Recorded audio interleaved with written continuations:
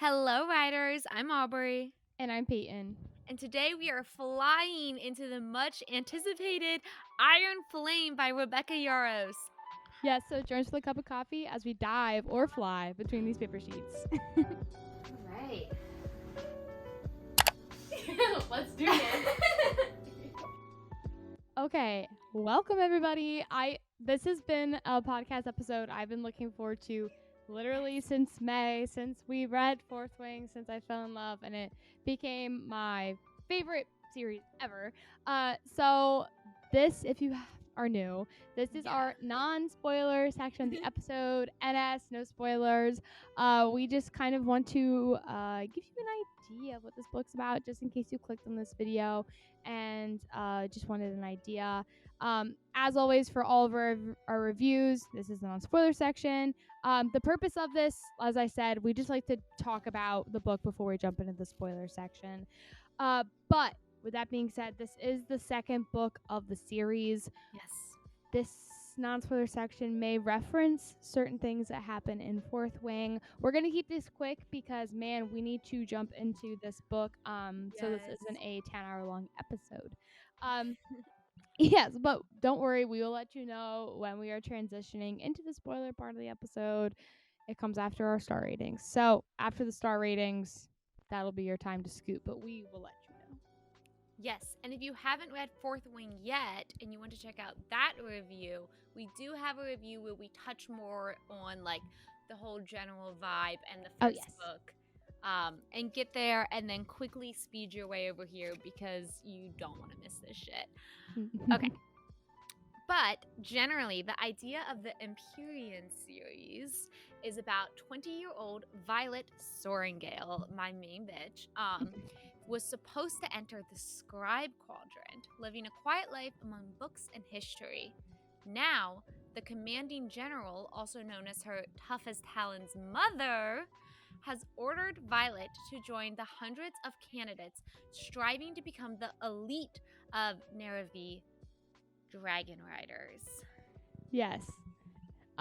So basically, like, that's the idea of it. That's a war college, Basgith, and it's the idea that you have to join one of these quadrants. Her father was a scribe, so she wanted to go to scribe, but her mom's like, that's the first chapter of Fourth Wing.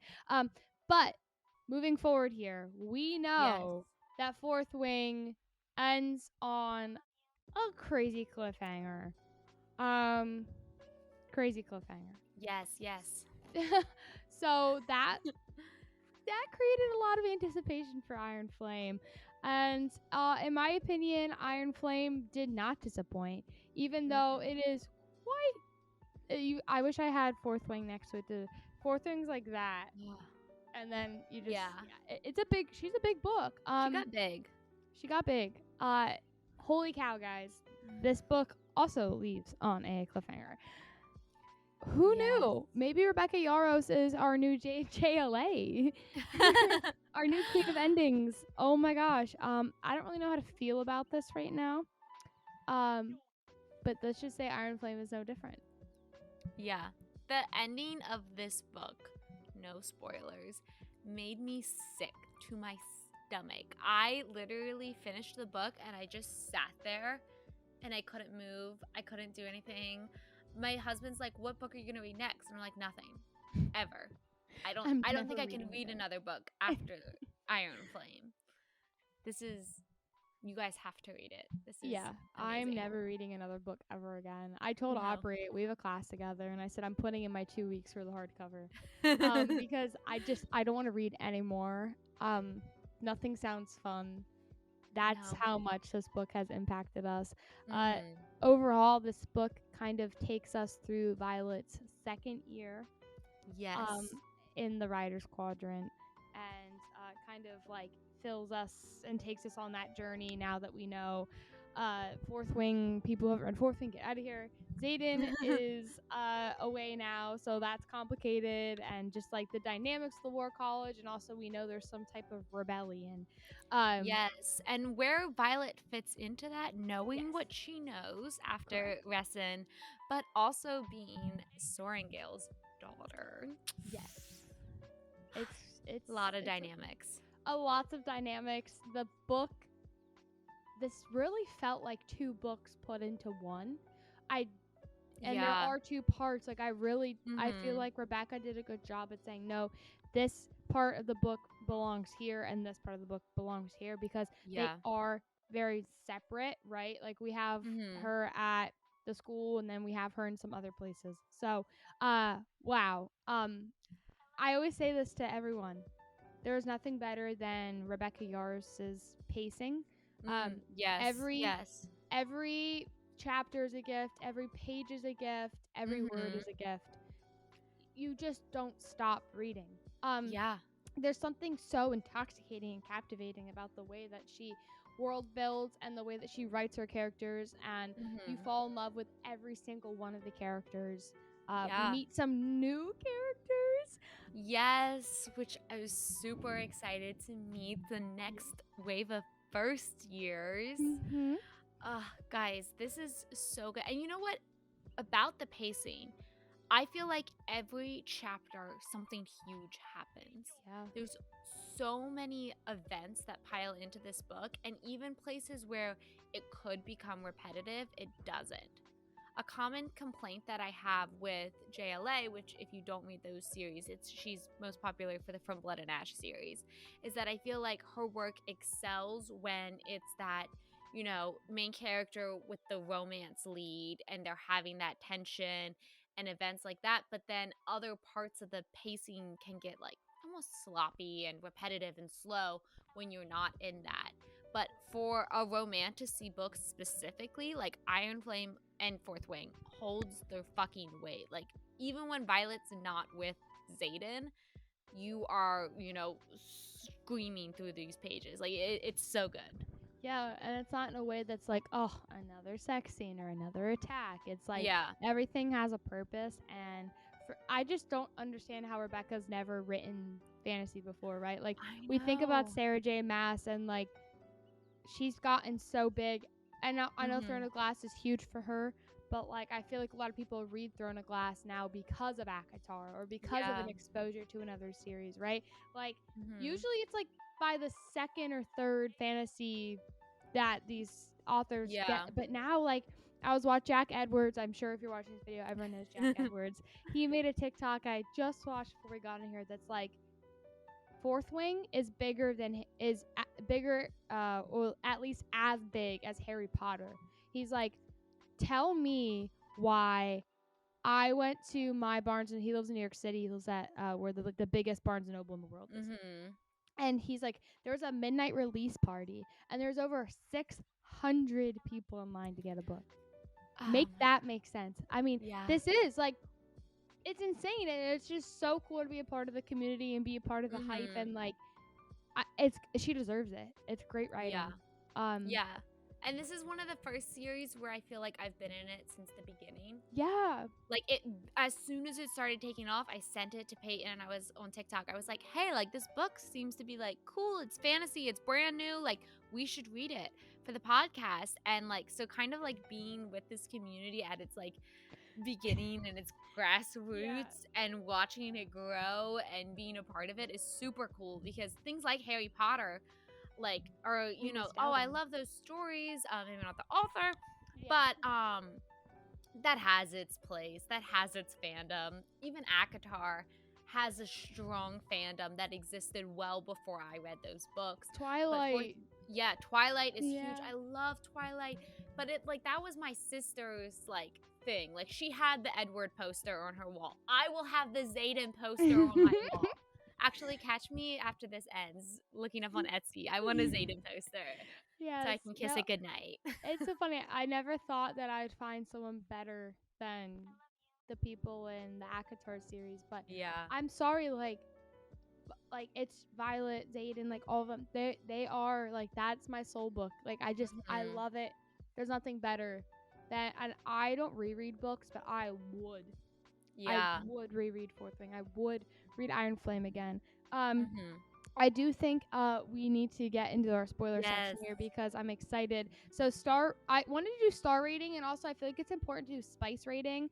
Why I recommend Fourth Wing a lot to everyone is because I get labeled as like a smutty book reader, which I don't necessarily think is entirely true, but my books do have a lot of smut in them. So I feel like it's important to kind of, I just think I like the way Rebecca does it. So for me, Yes. of course, this is a 5 out of 5. This will go down as my second favorite book of the year. I did like Fourth Wing better. Just because it's Fourth Wing. Like, you cannot beat the story of Violet coming through her first year at Basgiath. So, but yeah, so, but 1 and 2, baby. Fourth Wing and Iron Flame, they're my 5 stars. They're my 6 out of 5 stars for the year. Okay, they're obviously 5 out of 5 stars. I think comparing it to Fourth Wing, I liked Fourth Wing better than part 1 of Iron Flame, but I think I liked part 2 of Iron Flame more than Fourth Wing. Okay. It just like the stuff that started going on in that storyline, I really liked. This is amazing. We can sing praise all day. For the spice though, I think the spice got better in this book because I know you're gonna have a different opinion than me. Yeah. But I feel like Yaros, it's like sex is there, but it's very limited and it's very just like you're seeing all of Violet's life and that happens to be there. Whereas it's not very like in depth, like a large part of the book isn't spice. And so I really liked it, but like if you're looking for a book with spice, this isn't it. Yeah, so for me personally, and I think the more I read spice, the more I respect when there isn't a lot of it in a book, but I still feel the romantic-y vibes. Yes. And that is why I always recommend Fourth Wing to, especially my guy friends, because there is enough spice and romance to keep the heart going. Yeah. So it's not all war, but I do like political intrigue. I do like strategy. Yeah. I like a strong female lead. So the spice in this book is like perfect for me, actually. I will say that Iron Flame has a lot more sex in it, of course, but also the way that it's depicted, it's more detailed. It's more like it's more smutty. But Rebecca said a really funny thing in an interview where she's like, "Oh, well, writing fantasy was very daunting because she comes from strictly romance, but she's like, so war scenes are my least favorite to write because they're so foreign to me, but I can write a sex scene like nothing." And you can really see that. She's like, sex scenes, no issues, but like riding into war with a dragon and like all these creatures and like this complex like world building that I also need to convey through like a battle. But she does a great job. So she said her editor was like, we need like 15 more pages of the battle scene. Like, you only gave me 5. And she's like, do I have to? She's like, yes, because it's a fantasy war book, Rebecca. That's me reading battle scenes, though. To be honest, like, I really appreciate that because I'm not the battle scenes I get so bored in, and so honestly, I think she did a really good job, and I think the 20-page battle scene was worth it, and probably necessary. But I could have also taken the 5-page battle scene. I could have taken a 5-page battle scene and the 15-page sex scene. That's why I was surprised you said part 2 is your favorite, because it's just a lot of war. But there's a lot of stuff that happens in between that's like the emotional complexity. Yeah, There's one part I cannot wait to talk about in our spoiler section, which we are going to jump into right now. Yes. So there's our star ratings. We both are giving this 5 out of 5. Please go rate it. Read it, I should say, and then rate it. And then spice-wise, don't you worry, any of you a little more on the prude side. That's okay. There's a lot more sex in Iron Flame, but it's good. It's a healthy balance. This book is not a smutty book. It just happens to have, I think there's like 3 scenes in total. Really? I feel like they're fucking every other scene. They mentioned that they have sex more than there's like an actual like smutty chapter scene. Yeah, but if I really think about it, I mean there might be 4, but I think there's only like 3. It's not bad, but there is more than before. Obviously, and it's a lot more detailed. The relationship's growing. All right, so we're jumping into the spoiler section right now. Yes. So welcome to spoilers. Non-spoilers, please. Like, I literally was off of TikTok for like a week and a half, trying to avoid these spoilers. So please don't let me do this. I don't want to do this to you. But anyways, my spoiler section, I have some points to hit, but I literally do not care if we hit them at all because I just want to talk. A lot of times Aubrey and I in our spoiler sections have things we would like to hit. But guys, like I said, this is a huge ass book. There's 2 parts, so we could literally do 5 episodes just covering each part. So there's a lot going on. But I feel like we should just start in the beginning, kind of, and like whatever feels right, we'll just make our way through the book. The first thing we kind of know is that Violet is sort of holding a grudge and is mad at Xaden because he just keeps secrets from her, and he kept that Brennan was dead from her. Among some other things. And so we get this kind of like cat and mouse play between them in the beginning of the book, and all he wants her to say are those 3 words. Yes. Which he is unwilling to say back. Like, he doesn't say them back until like the end of part 1 or whatever. Yeah, and she's just like, 3 words, I want you. And he's like, nope, not it. not this time. I have beef with this section because I feel like they were both in the wrong and I was getting fucking annoyed with them. Because, one, Violet, she immediately forgave him generally for keeping secrets because she was like, oh, I get it, like, you couldn't tell me, whatever. I think the Brennan issue was much larger for her, as it should be. But my thing is him saying, you just have to ask me questions, was bullshit. I'm sorry. Like, being like, hey, will you be open and honest with me? And it's like, only about the stuff you think about me to tell. Like I don't know what you're keeping from me, so I get Violet's point of being like, I don't know what questions to ask. Yeah. But, like, I don't know. She could have tried to ask. I was so annoyed with both of them because she, like, didn't want to play by his rules. Fair. Because his rules were stupid as fuck. But but she was like, you just have to tell me everything. And he's like, you just have to ask me questions. And they didn't, like, I don't know, like, they just weren't meshing right with that. And I was just getting so annoyed. Yeah, a lot of people were criticizing Violet. They're like, she's being a whiny bitch. And to a point, I see that. But she also is a 21-year-old girl who is experiencing these immense emotions for the first time. Also dealing with what I've known my whole life versus what I'm seeing versus like what I can't tell my friends. And like, Xaden's supposed to be a fucking rock and he lies to me. And everyone hates being left in the dark. Like, no one freaking likes that. So I remember Rebecca saying, like, Violet makes some mistakes because she's young in her 20s. Like, I like that she stayed true to that.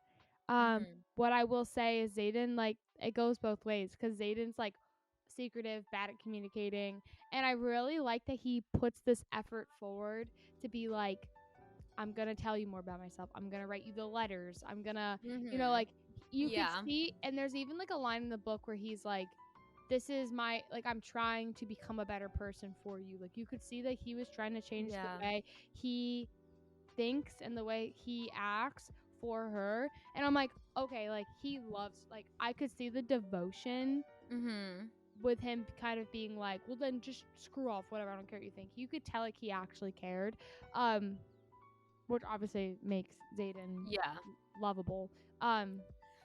We love character growth because, like, if you before he would have said anything, but then, like, by the end, I mean, obviously we know what happens. So yeah, but in the beginning of the book, Xaden keeps secrets. Violet's a whiny bitch about it, but Violet's also like, let's fuck. I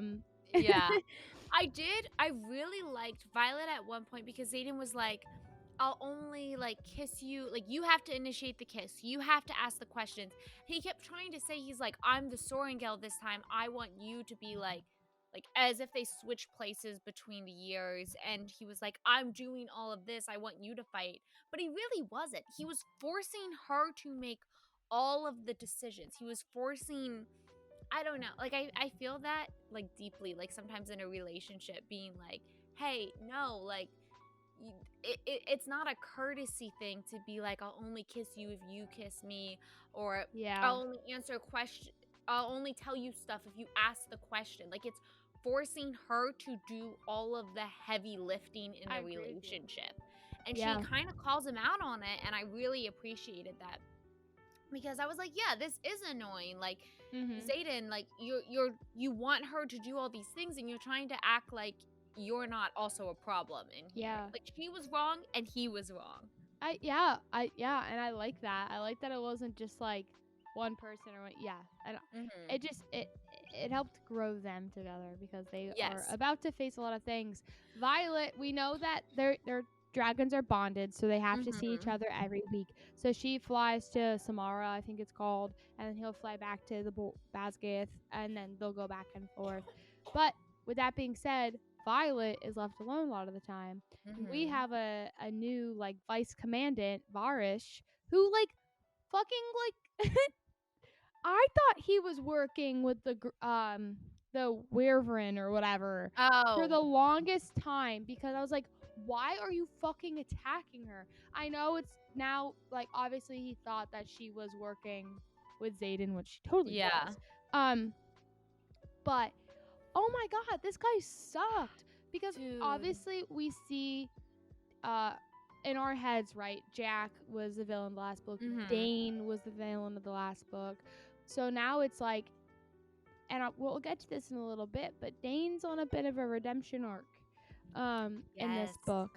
So, you know, who are we? No, Barish. That fucking, I hate him. It just made me so mad every time he would target her. And especially the, like, both times she was interrogated, and she just got, like, the shit beat out of her. This was something that kind of annoyed me, and I think it was supposed to annoy us, but like this idea of Violet's supposed to have Tairn, the most powerful dragon. She has Andarna. She bonded with 2 dragons, and this kind of happened in Fourth Wing as well, where we kind of like, I wanted her to get more main character treatment. I wanted leadership, and she gets away with shit for sure. But I'm like, she's so powerful. Like, why is this happening to, like, why are things not improving for her? And leadership is still, like, she's still just a cadet.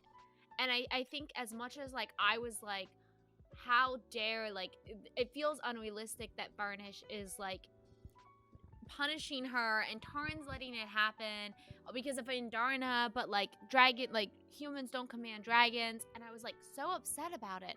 But honestly, especially for a military structure, like, that rank means the most. Like, the law starts and ends with those ranks, and Varnish has it on her. But it's so annoying to, like... But Fourth Wing, we get almost... things escalate in the end. But from generally Fourth Wing, we just get, like, high school, college villains, and it's very just much like self-discovery. Violet's dealing with typical bullies and a very like relatable conflict there. And this book, like, Varnish being the main villain for her in part 1 is like the fucking like high fantasy shit. Like, this guy is powerful, insane. There's nothing like, you can do about it. There's nothing you can do about it because you're a cadet. And I love when she like thinks Xaden's in trouble, and then that one person like vouches for her. And he's like, if my favorite student, if I had one, Amaritio, I don't know how to say his name. And he went to Erasia. Erasia? Yeah, he went to Erasia with them, which I was like, I know. I was like, yes. I like amaretto sours, so every time I see that, I think of the drink I like to drink. Anyways, so, oh my gosh, crazy. He sucks. That interrogation, I have a lot to say about that in a second, but I want to talk about 2 new first years, and that would be Sloane, and they called him Auric. It's Auric. I said Eric when I was reading, but it's Auric. Yeah.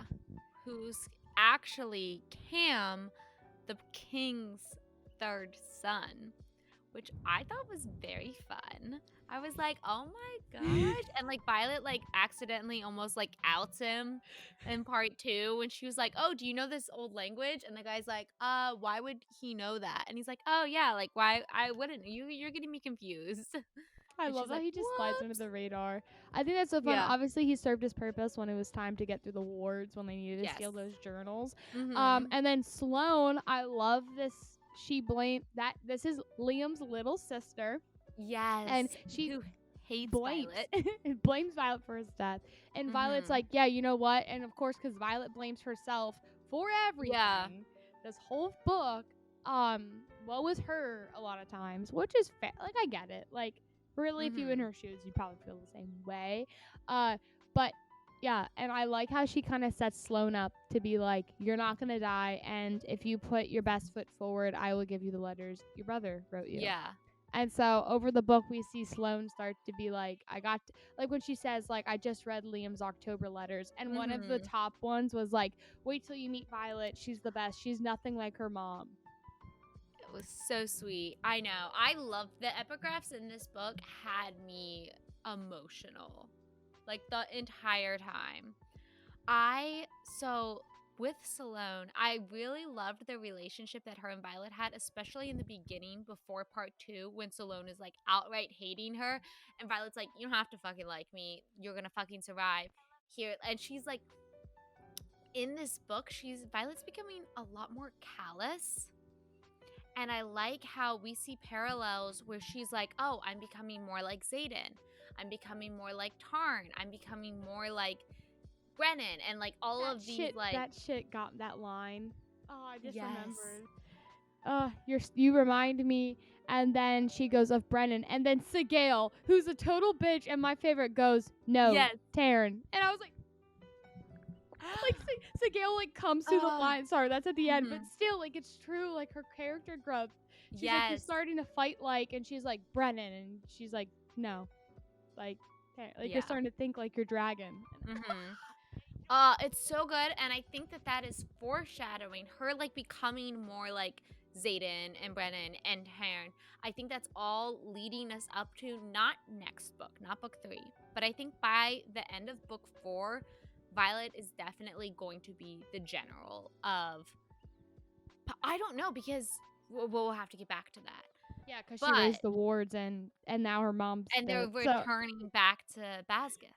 Yeah, and her mom's dead. So I don't know, but I think she's definitely going to have some like high up position and possibly take Xaden's spot when he's out of office. Out to the count? And we'll get to that. But okay, so... Speaking of... Final thing, though. Go ahead. Final thing with the cadets. I really loved how the main 2 first years that we met both had a strong, like, role in the plot. Like, Eric and Sloane both had, their time came that mattered. And I think that's one of, like, we were talking about her pacing and stuff like that. Like, every detail, everything matters. And it's very intentional. That's all I want to say. It was like a big... No, I agree, because a lot of times, like Sawyer's character, that character, like, really just, like, fell to the background for me, and I feel like if you don't give them a purpose, then, like, I'm like, oh, wait, yeah, that's right, you're here. Like, it took me forever. Like, Rydok, like, until this book, like, I don't know, he just, like, I never really thought of him, but now in this book, obviously, like, I'm like, no, don't die. And then this book, you start to get to their dragons and, like, more than the last book. Last book was much, of course, about Violet's story. But I feel like it's about the whole group now. And that's super exciting. Speaking of Liam, speaking of Sloane, speaking of Violet, literally getting the shit beat out of her in the interrogation room. Okay, hear me out. Okay. I have some theories. I have some big theories. In the interrogation room, when she's near death, she is visited by Liam. Okay? Liam is talking with her. Liam is with her through the whole thing. It's a hallucination. Okay? she sees Liam again in certain parts in the book when she's near these near-death experiences. He becomes this comfort to her. They talk to each other. Okay. Yeah. My favorite theory. Violet is short a signet from Andarna. Andarna, we'll get to this. She's a fucking purple ass dragon. I'm so excited for merch to come out because I'm going to buy it. I want Andarna merch, but I don't. She's yellow still on them, and I'm like, I need purple. Yeah. I need her as purple. Okay. She still needs. Everyone thinks that she's gonna get a second signet like Xaden. Okay, it's only fair. I think she's going to be able to speak with the dead. Because her mom has been researching Venom. Why? Yeah. Why? Was it perhaps Venom because of someone she loved? She's been researching them. Oh, if she could talk with her dad. She could talk with her fucking dad because that would be so cute. It was referenced that her dad studied them. Yeah. She's going to be able to talk with Liam. She's going to be able to talk with people. She's going to be able to get that information because if this book told us anything, it's that information trumps like physical strength. Like having the information without her being able to go into the archives and get the information of how to fix the wards, they'd be dead, right? Like words kill. And I think she's going to be able, like her dad's coming back around. Like that's my theory. She was able to talk with Liam. I don't think this was a hallucination. I think this was her signet manifesting. Oh, yes. That's my tin hat theory for the book. It's just fitting because in the interrogation room she sees him, and I just needed to wrap that together. Yeah. No, I'm fully with you because honestly, like fantasy books, when shit's happening, like her dreams, she's absolutely talking to who she thinks he's a sage, but he's definitely the general. He's the maven or whatever. Yeah, whatever the top rank is that no one knows about. Yeah, that's absolutely what he is. And they're absolutely talking. There's not a doubt in my fucking mind. And Xaden was having the same dream. Yes. So I think that like Violet's gonna in our next book, her because they say that you will manifest your ability, your signet, based off of what you need. Like Xaden, we find out, which is my favorite scene of the book. Oh, my favorite scene of the book, guys, is when they're fighting, because that's what they do. Yes. I feel so seen. Honestly. I'm like, this is normal. Good. When he's like, we need to go see if the Wyvern or whatever are coming, and they like go to a mountaintop. This is my favorite scene of the book. Like this is it. My favorite scene of the book is when he's like, ask me the question, which is annoying, but like just fucking tell her. And she's like, what's your second signet? And he's like, I can read people's intentions. And then when Tairn goes from standing next to Sgaeyl to like fucking facing her, like you fucking kept this from me.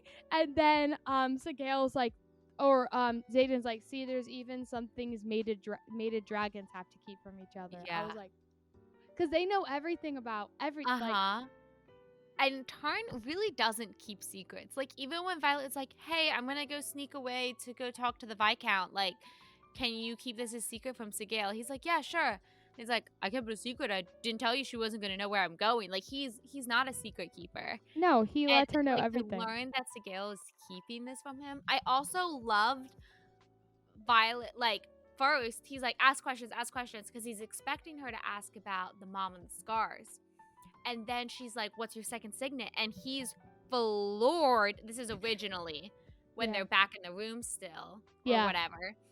And he's like, I didn't think you knew that, which proves that his ask questions was bullshit because he was never willing to actually give everything. And then even when they get out there, he's like, I'm going to tell you, but he won't. He can't come out with it.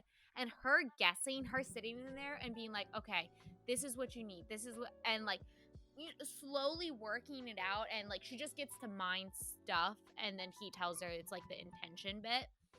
But like that was like, she is my freaking like Ravenclaw. Like she's so smart. Yeah, and that's why it drives home the idea that you will manifest based off of like what you need as a writer. So, and he needed that. Also, speaking therefore, of that, yes. So if going with your theory, because I'm sold, the theory that what she needs is to speak with the dead. I'm gonna have us, jump real quick, and we can talk more about it later. But at the end, we find out that Xaden has turned venom. Yes. Okay. The red in his eyes. I cry. I know. I cried. I have so much to talk about that. But if you have read The Vampire Academy as a kid, you know damn well that what is happening here. Because in that series, and I'm sorry, this is not a spoiler because this is a children's book from forever ago, but in that series, the main love interest turns into their version of like a bad version wielder of themselves. It's very similar. Rebecca Yarros was literally like, oh, everyone compares me to Divergent and Aragorn. What about Vampire Academy? Like, let me collect them all. But in that series, so basically when you turn into that thing, you like lose your soul and you become partially dead, which seems a lot like what's happening here, because one of the epigraphs even said, like, the problem with humans is that they think, like, their soul is a fair price for more magic. So obviously, something with Xaden's soul is going wrong, and I think the solution to that is going to be that they're like, oh, soulmates, and that she'll be able to, like, draw his soul back into him. Yes. Or they'll do, like, a Once Upon a Time route, and Violet will split her soul in half and give him half her soul. If you know, you know what I'm quoting from Once Upon a Time. But I think if she can talk to the dead, if being Venom makes you part dead, then perhaps she will be able to like link an extra level to him, because right now he's in the very like baby beginning stages, and I think we're gonna watch him go further and further and further. Like, Jack obviously got away pretending he was normal for a year and was fine, but I think we're gonna watch Xaden go like off the fucking deep end by the end of book 3, and book 4 be missing most of the time. But I think if she can talk to the dead, maybe that will like tie into this ability to like draw him back to life, because right now there's no way to reverse it. Yes, exactly. As we found out, they're like, what's seeing as he like interrogates Jack. I just when the way that like when Sgaeyl's like, be kind with your words to him, and she's like, that's weird for you to say, and I was like, oh no, like, are his legs missing? Like, is he dying? Like, he can't die. Like, that can't happen. But when she like but when slowly he drags his gaze up my body, it feels like it takes years for him to just look at me. And then she's like, kind of like, what are you scared of? And he goes like, me, he whispers, a faint, almost indistinguishable red ring emanating from his gold-flecked onyx rises. You should be scared of me. Just imagine the love of your life looking at you, and he has like red around his eyes. Like literally just like put me in a casket and bury me alive. Like, I literally. So that's why obviously the third book, another theory, is just gonna be reversing this, and then obviously the next 2 books are gonna be them defeating the Venom, right? Yeah. The Griffins, Flyers, and the Dragon Riders are already united. We thought Cat would destroy us, but now we like Cat. Both Dane and Cat have gotten a redemption arc in this book. Dane decides to make some right decisions, as we know. Love him, and that relationship's blooming again. To be honest, like, I never hated Dane. I will ride the Dane like hate train 100%. Yeah. I like that they cleared up the whole reading memories the whole book, because people really took the time to reread Fourth Wing just to talk about every time he touched her. Yeah. So I'm glad that's like cleaned up. But I think she did a lot of those. I think Rebecca Yarros has been lurking on the internet, and she saw the things we were saying, and she's like, I'm going to clear up some shit. Because there was also huge theories about the mom causing the storm on the first day when Violet crosses the parapet. And literally when we get to the parapet scene for the next first years, Violet's literally like, my mom would never do the storm on me. She's like, she wouldn't stop it, but she wouldn't try to push me because like falling's a coward's death. She wouldn't want me to fall. She'd rather I like the clear eaten up by a dragon. Rebecca's Like those I'm gonna protect there were little characters. things. Yeah. Or Yaris is like, no, you're gonna get it fucking right. You're gonna get it right. Those were not my fucking intentions. Okay. No, I love it. I love it. I love it. So yeah, our redemption arcs are great. But it's crazy because it's like, okay, she forgave Dane, but Xaden kinda was doing the same thing. And Xaden admits it. He's like, shit. He's like, I realized you're so mad at Dane, you're gonna be mad at me.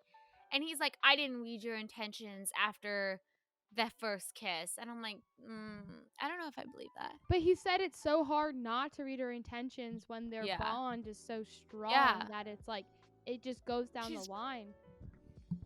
And we know he's in her thoughts sometimes too.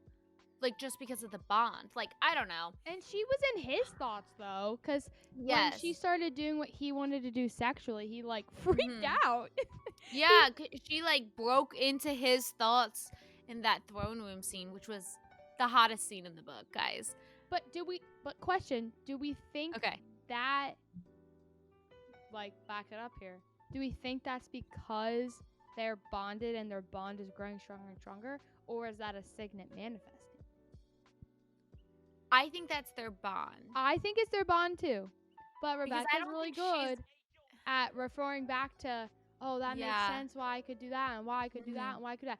Her dad is brought up way too fucking much in this book. The whole like studying of the Venin, it's too much. Guys, she's talking to her daddy in the next book. I for sure know. Something's happening. I don't think was her dad turned Venin? How did her dad die? Of a heart attack? Yeah. Like, but I guess she would have known. No, her dad couldn't turn Venin because he's a scribe.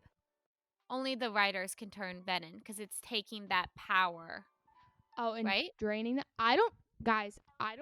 I'm kind of confused. Maybe. Okay.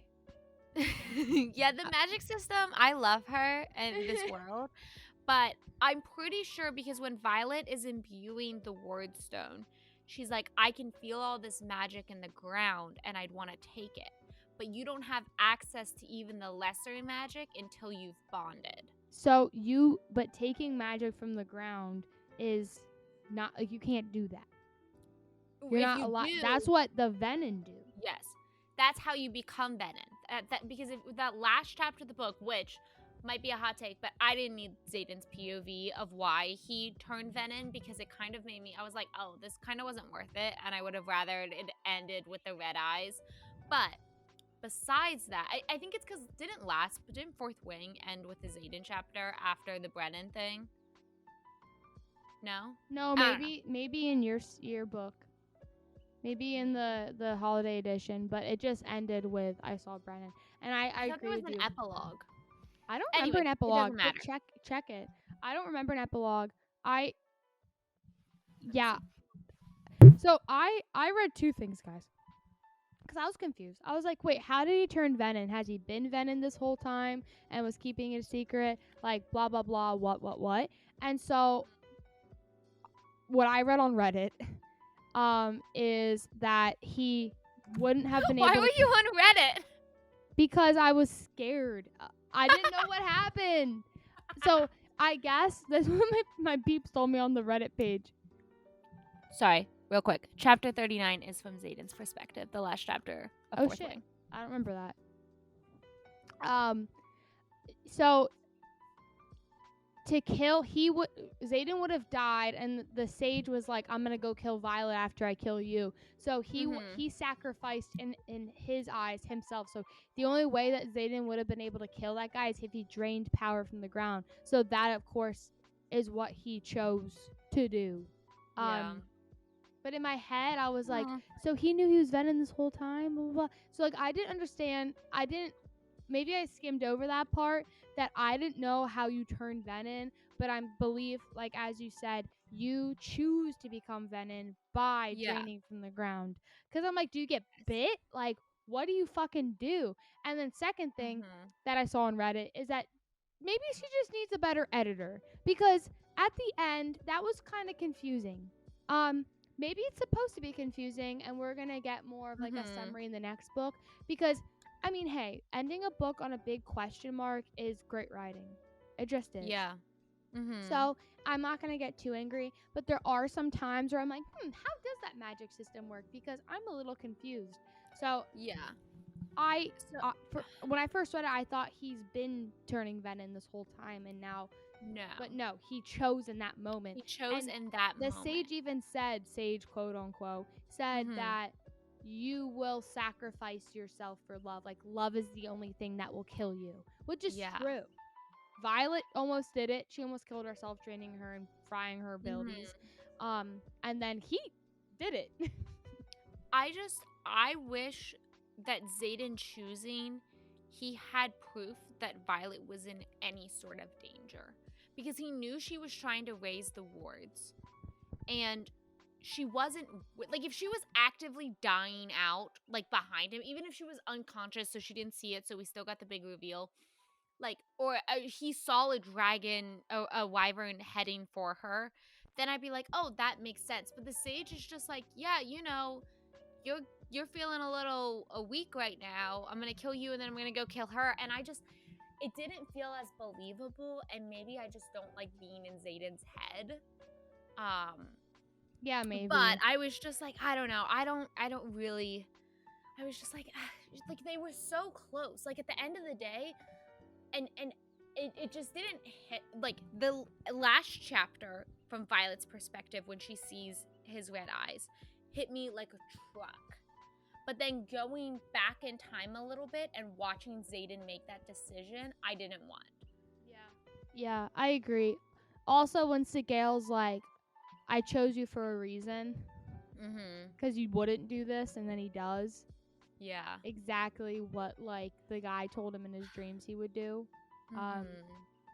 Yeah, that's crazy. That's crazy. And he said that Sgaeyl's being silent. Like she's mad at him. Yeah. But they're still connected. But now, here's what I'm worried about, is I'm really worried that Sgaeyl's going to die, because now Sgaeyl can die and Xaden will survive. And, like, that just has me on edge for her. My big dragon's coming on the podcast. Hi. Liz. That's my Tairn. Yeah, I know. There's a lot up in the air. And I'm super curious to see what everyone else thinks. I mean, wow, I think shit's about to go down. Yeah. I'm so excited to see when Andarna came out with blue dragon out of her mouth, and when Violet's like, what's that big boulder? Oh my god, it's my dragon. She's a little camouflage baby. Yeah, but now she's a big camouflage baby. I know.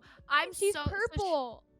She was adolescent basically this entire book. And I know online people are like, oh, she's a teenager. I think next book we're getting full teenager. And I also think it would be so funny if she starts getting like a little frisky and starts like trying to like sleep around and like that kind of stuff. Like full teenager rebelling, like rebellious stage would be so funny. But she chose Violet because she never felt included. Because she's the leader of her den, because she's the only purple dragon, and she's like, I chose you, Vi, because you too. I want to see if I can find it. You two are a misfit, so and I also felt the same way. Hence why she never wanted to go play with the other adolescent dragons, because she didn't feel like she fit in. And the whole book, I was like, fuck, like, I really am going to miss her as yellow. Like, I just think of Andarna as this cute little yellow dragon. Like, I don't want her as a black dragon, but I'm like, but it'd also be cool if she got even bigger than Tairn and like she was the biggest black dragon. Like, that'd be really cool. But now that she's a purple dragon and there are no other purple dragons, like, this is gonna be crazy. And in the next book, I know that they said that she's not gonna be ever able to have a rider on her, but I do feel like there may come a time. Yeah. Well, and especially because Violet's so small. Like, in what world does Tairn die, but because Violet has 2 dragons, she stays alive? Oh, I know. But I don't want him to die. I Like, know, I'm I so don't. scared that that's going to happen. Because I think she would survive because she has Andarna. And now, Tairn and Sgaeyl could both sacrifice themselves and die, and Xaden and Violet could survive. But I will literally cry.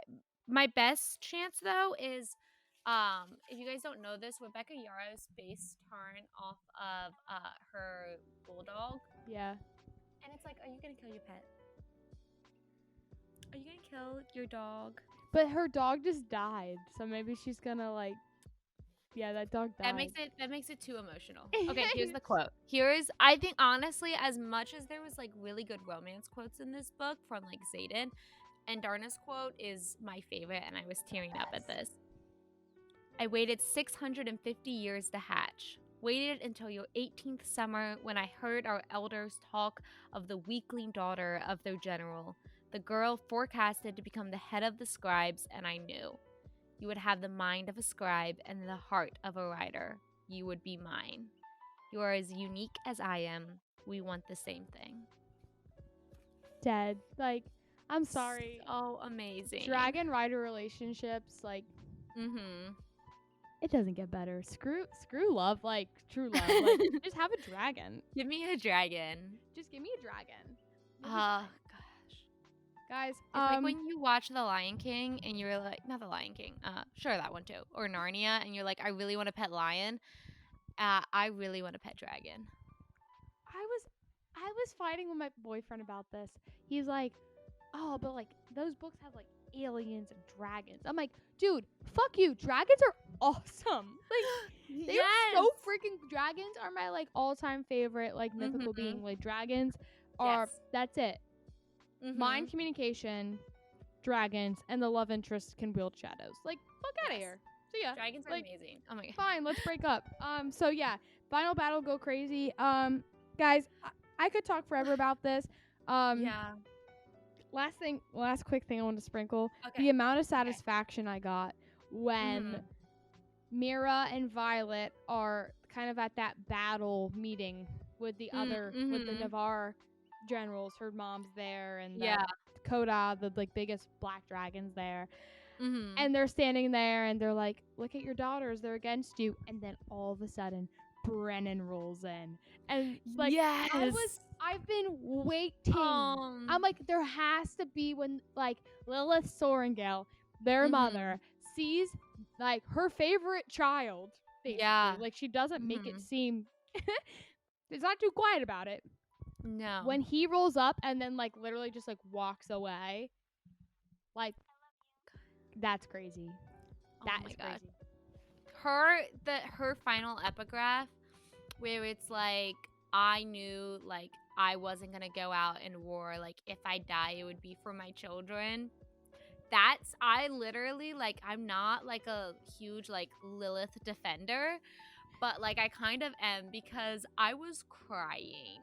Like, and Violet being like, Salome, don't, that's my mom. And it being like, no, like if we had to choose between Violet or her mom, Lilith, then we'd choose Violet.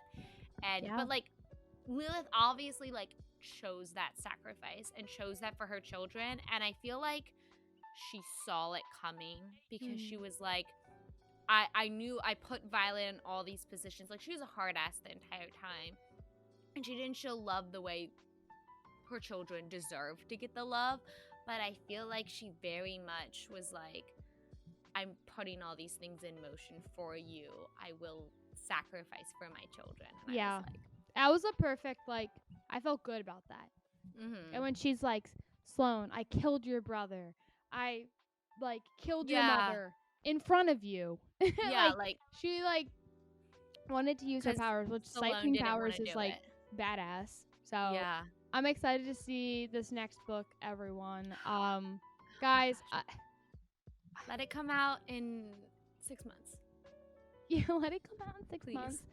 Just if it doesn't come out this spring, I'm gonna cry. Props to my UK edition with Yes, it's so pretty. Give her the moment she needs. Oh my god. Also, which Crying. I did not know, is our fellow bookstagrammer on here, who we follow and love. She did the artwork for Ooh, inside the book. it's so nice. So it's yes. just beautiful. So that's just so cool that Rebecca's kind of giving back to the community and picking people that actually love these books and not just off of a publishing company, you know? So yes, everyone. Thank you. Oh, Guys, thank you for just thanks. Thanks for joining us. This episode I've been looking, this is like Christmas for me. Yes. I'm sad, but I'm grateful. And thank you for watching. I want to know all of your theories, of course your star ratings. If it's not 5 out of 5 stars, please leave the video and never come back. Also, let us know what we should read over the Christmas break here. And maybe we will hit you with some more book reviews in the future. All right, guys. Thank you so much for joining us, and happy reading!